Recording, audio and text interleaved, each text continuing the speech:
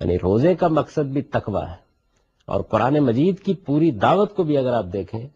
تو اس کو تقوی کے لیے، یعنی ہم اللہ تعالیٰ سے ڈرنے والے بن جائیں، اللہ تعالیٰ کی عظمت کا شعور ہمارے دل و دماغ میں جاگزیں ہو جائے، ہم اس کے حدود کی پابندی کرنے لگ جائیں، جن چیزوں سے اس نے روکا ہے ان سے رکنے کے لیے تیار ہو جائیں، جن چیزوں کی اس نے رغبت دلائی ہے ان کی طرف آگے بڑھنے کے لیے تیار ہو جائیں۔ تو یہ چیز تقویٰ ہے، یعنی اللہ سے ڈر کر زندگی بسر کرنا، اللہ سے اندیشہ ناک ہو کر زندگی بسر کرنا، اللہ تعالیٰ کے حضور میں جواب دہی کے احساس کے ساتھ زندگی بسر کرنا،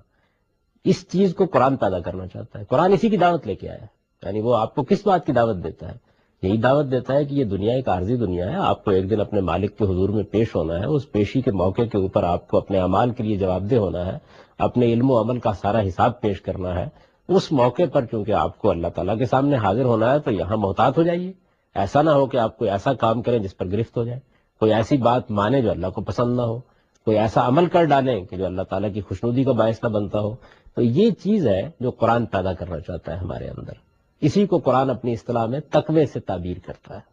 یعنی انسان اللہ تعالیٰ کے حدود کا احساس کر کے ان کی پابندی کرتے ہوئے زندگی بسر کرے۔ اب رمضان کے بارے میں یا روزے کے بارے میں اللہ تعالیٰ نے یہ بتایا ہے کہ اس کا مقصد ہی تقوی پیدا کرنا ہے،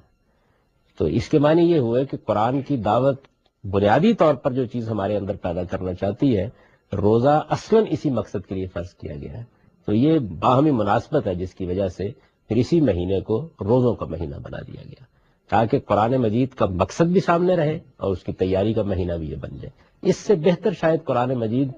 کے نزول پر اللہ تعالیٰ کی شکر گزاری کا کوئی طریقہ نہیں ہو سکتا، یعنی جس مقصد کو سامنے رکھ کر قرآن نازل کیا گیا ہے وہی چیز اپنے اندر پیدا کرنے کے لیے ہم روزے رکھ رہے ہیں، اور یہ گویا اللہ تعالیٰ کی اس ہدایت پر شکر گزاری ہے۔ قرآن نے اس کو بیان بھی کیا ہے کہ اللہ نے تم کو ہدایت دی لتکبر اللہ علی ما ہداکم، یعنی اللہ نے تم کو ہدایت دی اس قرآن مجید کے ذریعے سے، اس پر اس کی بڑائی بیان کرو، اور اس کی شکر گزاری، اس کی بڑائی بیان کرنے کا اس سے اچھا کوئی طریقہ نہیں ہے کہ گویا اس کی عظمت کے اعتراف میں آپ مجسم اطاعت بن گئے اس مہینے میں۔